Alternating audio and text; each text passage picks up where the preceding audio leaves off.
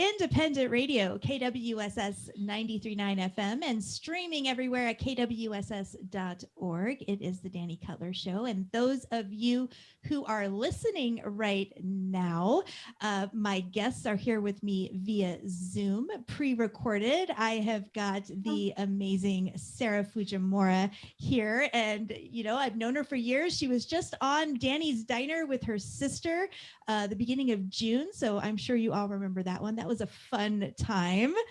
And I've also got her mentor and friend with her and moderator. She's wearing many hats this week for the launch of Sara's book, Tera Lynn Childs. So hello, ladies. Hi, thanks for having us. Oh, my pleasure. I'm really glad that it worked out. And Tera, it's very nice to meet you. And nice to meet you too. Yeah, well, let me start off by saying, Sara, congratulations. The book is out. Yay! Yes, thank it you. is out there. It came out on Tuesday. That's right. So we're doing our launch party on Friday. Yep, Faking Reality is the name of the book. And yes, it was released to the wild on Tuesday. And yes, having a big virtual event via Changing Hands. So yay, local on Friday evening. And we'll give all those details here in a little bit. But Sara, how do you feel? Next baby's out there. I'm excited. So what you guys don't know is my last book that came out was Tour Teen, came out 2 weeks before America went into lockdown for COVID. So it was sort of one off the cliff because everybody was too busy trying to figure out where to get toilet paper and chicken and how to work from home with children under their feet. So the book went on and did pretty well, and it even got a nod from NPR as one of the best books of 2020. Yes, it did. I understand how a lot of kids feel like for graduation or prom or your wedding, or there were so many disappointments in 2020. So that was my personal flavor of disappointment was the, here it is, derp, derp, okay. So I feel like with this book is we're getting a little bit of a comeback story. We're going to try and reboot both of them at the same time. So I'm excited for that. Yeah, I remember too, because you had your party all set. You were like, we're doing this and my family's coming out and it's going to be Wonder Twins flying out. My mom's flying out. They're like, no. I know. But you know what? We're just going to make up for it and we're just going to party extra hard for this one safely. That sounds like a great idea. So let's start with just getting a little background about the book. What number of book is this? So this is book number 4 in publication. It is not the 4th book that I've ever written. I have the file cabinet that has all kinds of bits and pieces of stories or things are like, oh no, this will never see the light of day, but I needed to practice. So this book's a little bit interesting. It's the fastest book I've ever written, but part of that is because I had copious amounts of free time in 2020 because all of my in-person stuff, from the Tucson Festival of Books to I do Phoenix Fan Fusion, I do Saboten Con and TaioCon, it all went poof. So I had lots and lots of writing time. And also for me, writing can be therapeutic. And for a lot of people, I think it can be, where I can't control anything that was going on in the world and I didn't know what it was going to look like. But by golly, we're going to have a happy ending. This book is going to have a happy ending. I promise you that because I love it. Because I write romance. Yep. Yes. So what is this book about? So this book is called Faking Reality. It's about a 15-year-old girl named Dakota McDonald who has grown up literally on TV since she started literally the day she was born on her parents' HGTV television show.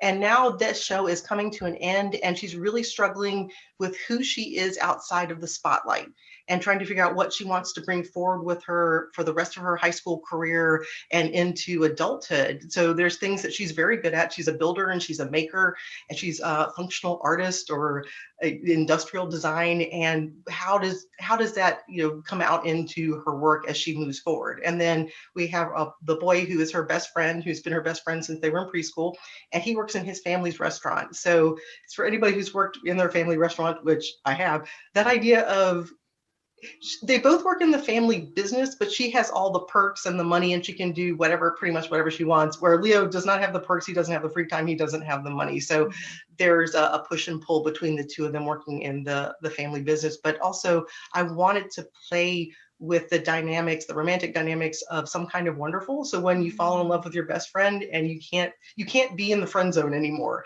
And so do you tell them and ruin, possibly ruin your relationship and lose your friend on top of it. But if it could be the best thing ever. So I married my best friend, and Dani, you married your best friend too. So sometimes it works out, but sometimes it doesn't. Yeah. And that's hard, because if you think about it, it's like, once you open that door, you can't go back. You can't just say like, oh, sorry, we'll be friends then. Yes. It completely changes the dynamic, and you're not the same kind of friends. I don't think anybody is that well adjusted where you can go back. Especially when you're 15 and 16 years old and you're trying to figure out your own self. And so, I added in like the YA kind of twists of, the first boyfriend or the first girlfriend. And when you really do love your friend and you want what's best for them, but at the same time, it's eating you up inside. And I didn't want Cody to be the type of friend who's like sabotaging the relationship or something, because she truly does like this other girl. And she wants what's best for, both of her friends, but at the same time, it's eating her up inside. Yeah. So I think that's kind of realistic in some ways for a lot of people. So I like to write realistic YA stories. You do. It's a thread in all of your books, and even historical. You really get down to being as accurate as possible in everything you write. And I think that's what makes your book so compelling, is and goes beyond YA, because yes, you have the teen aspect of it and the young adult aspect of it and all of those issues and problems and all the stuff that goes with it, but then at the same time, it's like it can appeal to an older crowd, because we're learning something, we're learning something about, your past books, ice skating and Japan. And, it's amazing. So, and also I'm very biased in everything I say about your book. You are a little bit biased, but I appreciate that. Everybody needs their cheering squad. Extremely biased. But, so writing through quarantine, you said it was therapeutic, but did the idea for the book come before the shutdown, or was it something that happened after shutdown and you were just like, oh, I got this idea? How did this happen? Where did the inspiration come from? Because I needed something for my second. I have a 2-book contract with Tortine, and they wanted a second book, but they didn't want a follow-up to Every Reason We Should. They didn't want another ice skating book. And so we pitched them a bunch of ideas, and they're like, no. By the way, we have a meeting on Thursday. It was like Tuesday. We have a meeting on Thursday. We need to have like something like written out. So having to like come up with something really quick. So thinking like what really what kind of movies you like, what kind of tropes you like, and then putting the pieces together. And this is where Tera Lynn really came in, because before I met Tera Lynn, I was what they call a pantser, which means I just let the muse talk to me, and I just like the words just flew out. But the thing was, I was like all over the place, and Tera Lynn's like, no, let me introduce you to the beat sheet and how to do plotting. And she has really saved my bacon, because I had to come up with something very quick, and it doesn't have to be the final result, but using something like the beat sheet, the Save the Cat beat sheet, really helps you solidify the idea and the story, and then it helps you tell the story in a very concrete way, and then you can flesh it out. That's good. Yeah. So that way you at least can give them something and say, here's the story. We'll work out the details later. Yes. Yeah. So Tera and Sara, how did you meet? Tera, you talk now. Let's give Sara a break. How did you guys meet? So I ended up being a mentor in the Society for Children's Book Writers and Illustrators Nevada region in like maybe around 2013. We're not entirely sure. We can't remember that long ago.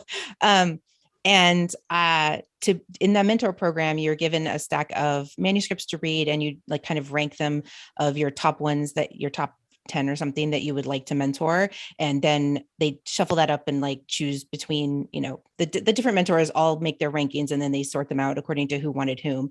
And I had 2 that were my like top choice, like one that I thought wrote a lot like me and that I could help a lot, and one that I thought had like a really unique and special, very different kind of voice that I wasn't sure that I should be the one to help.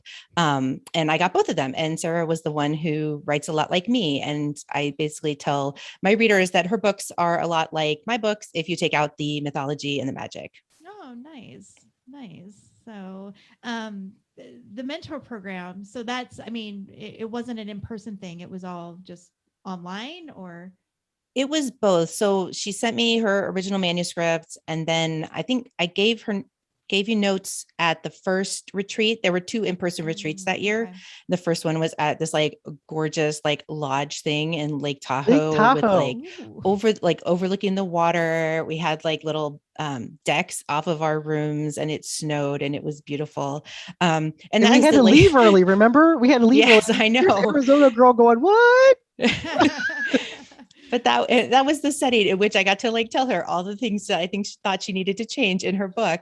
And so like we talked through everything there, and like she worked up her thoughts, and we worked through that, and then she went home and basically made the changes that I suggested, or the ones that worked better for her. And then there was a second retreat in Virginia City, like 6 months later or something, where I had read the second draft of it, and then we talked about like how far it had come and what still needed to be done. And then I kind of sent her off And she into made the me universe write the by ending. herself. She made me write the ending of Ten About to and again and again, and it still wasn't the one that ended up in the book. So that idea for anybody who's a writer out there is like, there's so much revision, whether you do it with a mentor or with an agent or with an editor, you're going to rewrite and rewrite and rewrite. So Tera Lynn taught me how to do that the idea of like, you can't be really precious about stuff, and also the idea of like, okay, this is good, you can go farther. I can there you can make it even better. So that's what I learned from her too, is that idea of like, you can sometimes you go with your gut the first time around, but sometimes it's like,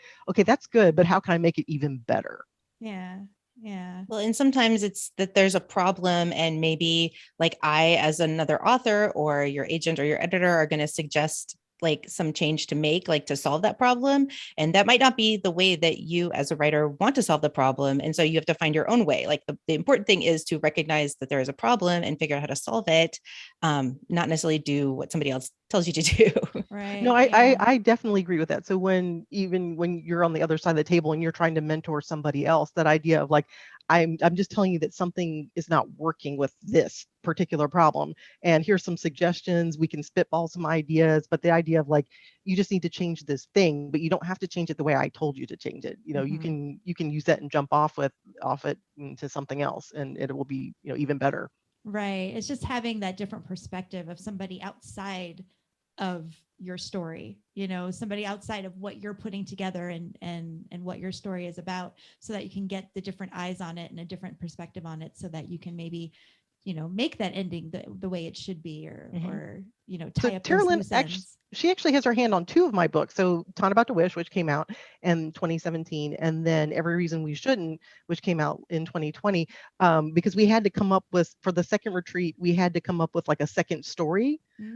And I had just like barfed it out. Like, I didn't even have like the whole draft. I think I had like 30 pages. And it's like, I got to have something. I got to have something to bring the small group. Otherwise I'm going to be shamed by myself. But, and so it was the beginning of like, well, I think I'm going to write this book, and, maybe the boy is going to be the next Apollo Ono, and maybe the girl's a washed up figure skater. And so just the very, very beginnings of the idea, even though that's something that I worked on, later on and by myself. But yeah. Where did you pull from in this book, in Faking Reality? What made you think, oh, I'm going to have the family restaurant? Or where did the HGTV idea come from? Or is it just something that you made up, or did you pull it from something out of real life? A couple different things. So the book that kind of was the spark was another local YA author who's a friend of mine. Her name is Kara McDowell, and she wrote a book a couple years ago called Just for Clicks.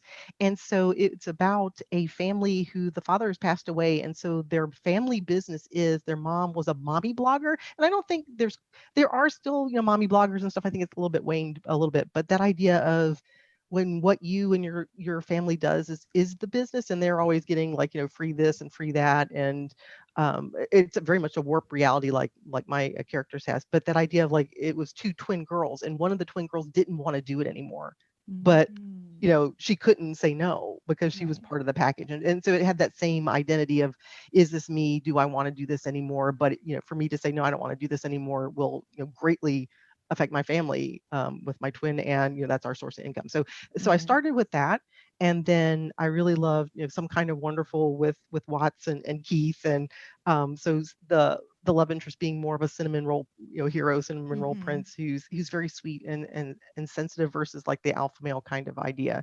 Not that he's wimpy, but just that idea Yeah. of having a different type of romance, and then just playing along with the idea of the best friends to lovers trope. So just Yeah. off to the races. But I love Fixer Upper with Joanna Gaines, and just like what it would be like. And so Joanna is half Korean, half white, and so she has kids who are 1/4 Asian, and so playing with that dynamic of how do you identify yourself? So if it was like one of their kids where this is their normal, they're used to being on camera and they're used to watching their parents build stuff, and maybe they build stuff too, and just kind of playing along with that, because even if it's not like that kind of over the top kind of stuff, that there's a lot of kids who are trying to cultivate who they are, or watching their parents as influencers cultivating who they are, and this reality of what is it really? Or Yeah. just woke up like this. It's like, no, you didn't. Yeah, it's so So- interesting too, because we're in such a world now with how social media and just being online has advanced, and just influencers in general. Mhm. It's like kids are born into it now. It's like with our kids, we didn't have to worry about them being born into this thing and always having to feel like they're on or whatever. And and we weren't even, even when we got into the social media thing, it wasn't that way really anyway.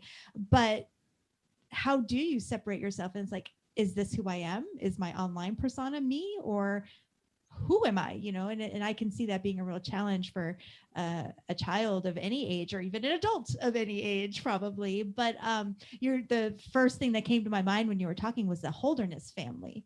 Oh, And yeah. I mean, they do all these videos and these family videos, and the whole family's involved in all of the things that they do. And it makes you wonder about the children, if they're okay.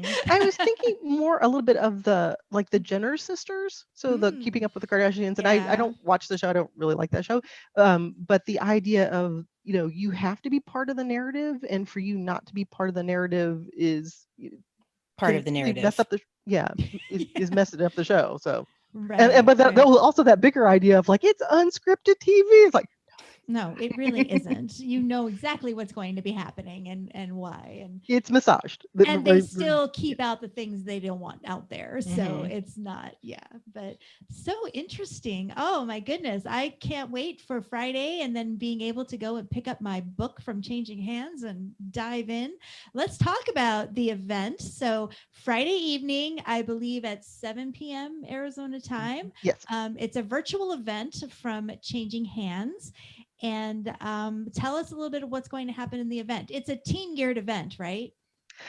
Yes and no, because Tera Lynn and I both write for teens, but we have friends and family and other writers and stuff. So I think it's something that would appeal to whether you write for adults or for teens. I don't think it really matters. So. Well, good. And Tara's going to be moderating, so it's going to be Q&A, and hopefully get some participation from the audience. How can people get involved in this virtual book launch? So you do have to go through Changing Hands Bookstore. You do not have to buy the book to attend, but you do have to pre-register, so that way you can get the special code through Changing Hands. So if you could do that before you come, and then you come on into the meeting, and Tera Lynn, and we're gonna talk about some writing. We're gonna talk about behind the scenes. We're also gonna play a game called Never Have I Ever. We are not gonna play it with shots. That we know of. It's a family friendly event. Oh, too funny. Too funny. Yes. Changinghands.com. And you can look up Sarah's event that way. Actually, I squealed a little bit because I get my normal emails from Changing Hands, and there was your event. And I was like, oh, I know her. I got my author bingo square. I'm like, look. I love it. Oh, I love it so much. Tera, tell me one thing that you love about Sarah's writing. Just one. I just Try. think like no. I think her writing is just like fresh and fun, and it like so many times when like adult writers try to write YA, like it's like kind of a very or for children, it's kind of a condescending, like parental kind of way, and some parents especially cannot get out of that mode to write something that is actually for that audience. But like Sara does it effortlessly. Like there's no question that these books are for teens. They're not for like adults who wish their teens would read them. Mm-hmm. Yeah. Thank you. I appreciate that. I love it. That's how I feel. I mean, I just love that there literally is something in her books for everybody. So yeah, it doesn't matter. So kids of all ages, isn't that what they say?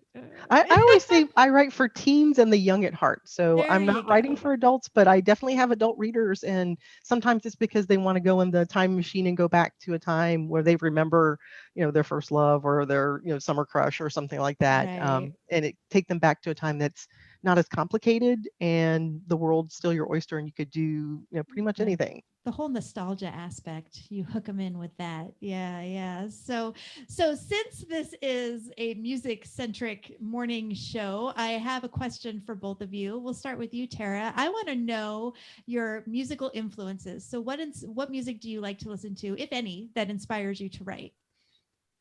I don't know that I've ever been inspired to write because of music, but I definitely always have to have music in my background. It's usually music that I'm like either have listened to enough, like recent releases that I've listened to it enough that I don't have to like listen for the words anymore, or it's something feel good from like the 80s or 90s of my like childhood. Like right now, my current, I have there's a playlist on Spotify called Your Favorite Coffee House. That's just kind of like a little like indie folk feeling kind of, but modern releases. So Ed Sheeran and stuff like that. But I also like love my like, 80s pop princess kind of music that like when I really need like a pick me up. And if I'm writing a book that's kind of a very different kind of book than what I normally write, which I would call like, like glitter and magic. I'll try and curate a playlist that kind of matches that tone, but otherwise, like, I just kind of like to have something that I don't have to like pay attention to because I'll get distracted by it. Right. No, that makes sense. How about you, Sara? So I'm the same way that I create a playlist for each of my books. And the reason I do that is because in the past, especially when my kids were much younger and they were in school and I had very limited time to write, I needed to get into the headspace very quickly. I couldn't just like, well, I'll do a load of laundry and get around to it. It's like, no, I need to like, I have an hour and a half and then it's car line pickup time. So as soon as my butt hits the chair, I need to go. So I made these playlists for myself to help me put me into the headspace so I could, get rolling. And sometimes it was like if it was being made into a movie or something like that, what I would play the music in the background, and not usually instrumental music, but like the theme music kind of thing. And sometimes different people have songs that are themes. So for Faking Reality, and I'll put them up too. I have like Spotify lists for each of my books, but one of the songs that I really loved that makes so much sense for Faking Reality is Barracuda by Heart. Only I wanted the Adam Lambert version that came off the Glee soundtrack because that whole idea with Barracuda is, you make up something, so I really love that a lot is one of the themes. But I also have like, different things from like Shawn Mendes's Senorita for the dance number that's in there.